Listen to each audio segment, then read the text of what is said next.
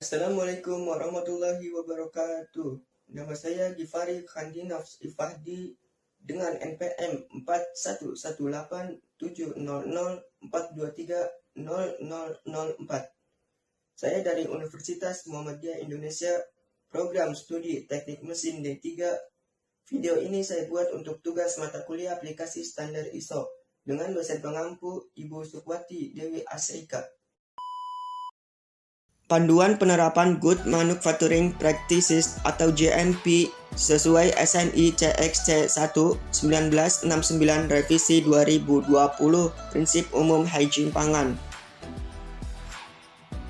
GMP berdasarkan sesuai SNI CXC 1 1969 revisi 2020 adalah prinsip umum hygiene pangan yang telah ditetapkan oleh BSN menjadi SNI tahun 2021 lalu, dengan tujuan menyesuaikan standar dengan perkembangan di tingkat internasional.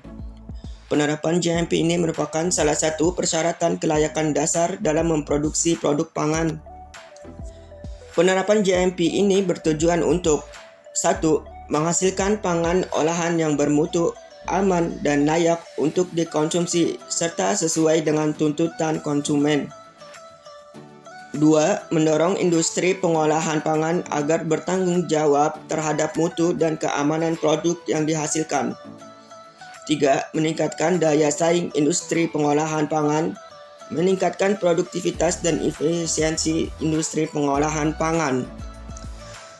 Ruang lingkup implementasi GMP pada SNI CXC 1 meliputi persyaratan yang diterapkan dalam industri pengolahan pangan. Ada beberapa bagian yang perlu diketahui, di antaranya terkait pengenalan dan pengendalian bahaya pangan, produksi primer, bangunan, desain, fasilitas dan peralatan, pemeliharaan bangunan, pembersihan dan disinfeksi serta pengendalian hama, pelatihan dan kompetensi, hygiene pribadi, manajemen alergen, dan pengendalian operasi.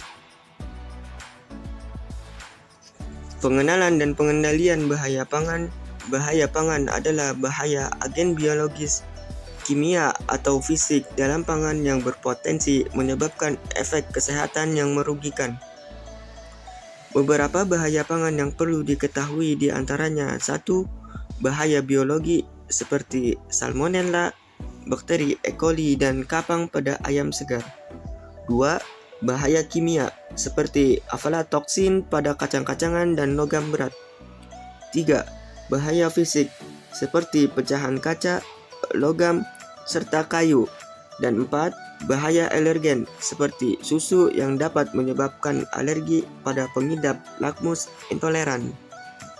Produksi primer. Produksi primer sebaiknya dikelola dengan cara yang dapat memastikan bahwa pangan aman dan sesuai dengan tujuan penggunaannya, mulai dari pengendalian lingkungan produksi, proses produksi yang higienis, penanganan, penyimpanan dan penyangkutan yang baik dan benar, serta penjagaan, pembersihan, pemeliharaan, dan higien personal.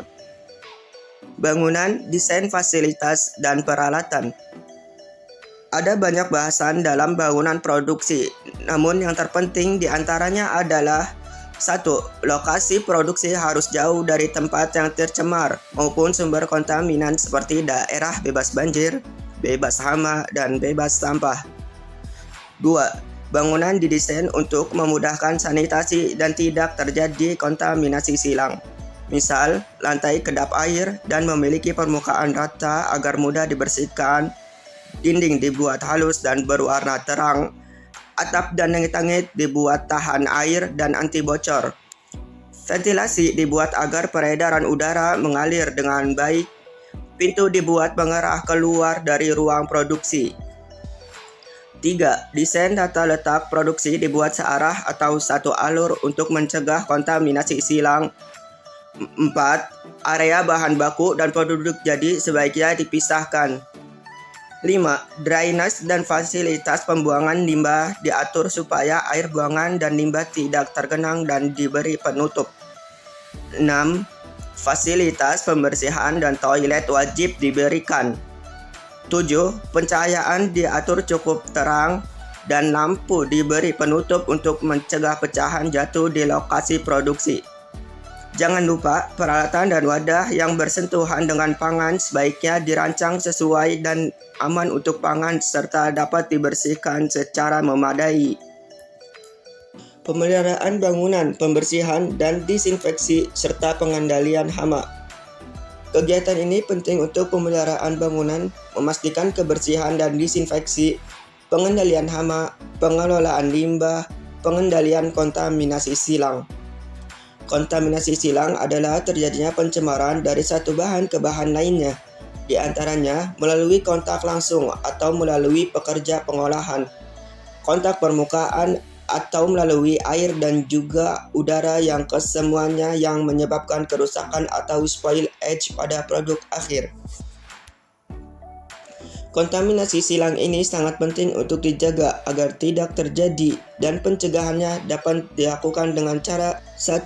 Memperhatikan desain dan tata letak bangunan serta peralatan atau mesin produksi. 2. Mesin atau peralatan produksi harus senantiasa dibersihkan secara teratur. 3. Membedakan peralatan untuk penanganan bahan baku dan produk jadi. 4. Segala bahan harus diberi label yang jelas agar tidak tertukar. 5. Bahan beracun harus jauh disimpan dari tempat penyimpanan pangan. 6.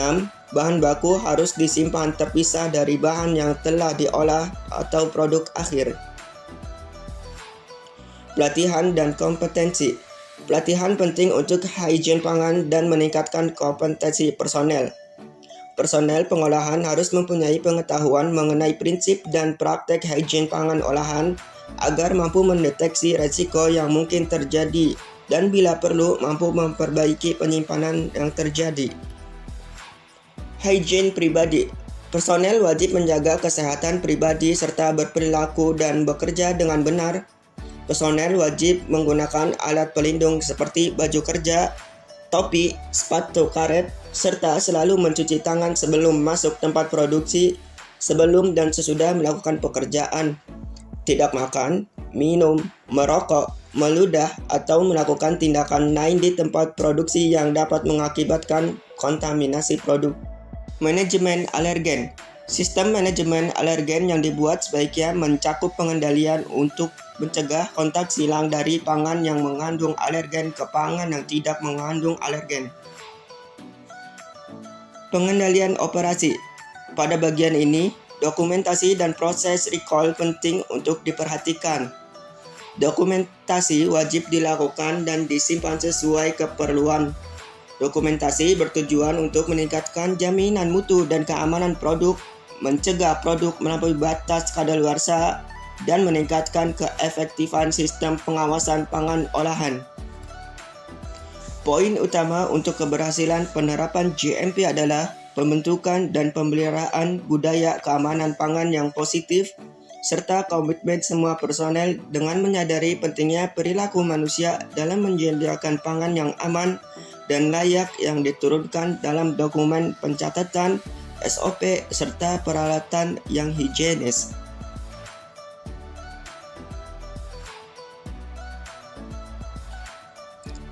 Semoga panduan penerapan GMP berdasar SNI CXC1 dapat memberikan tambahan informasi bagi Anda sekalian.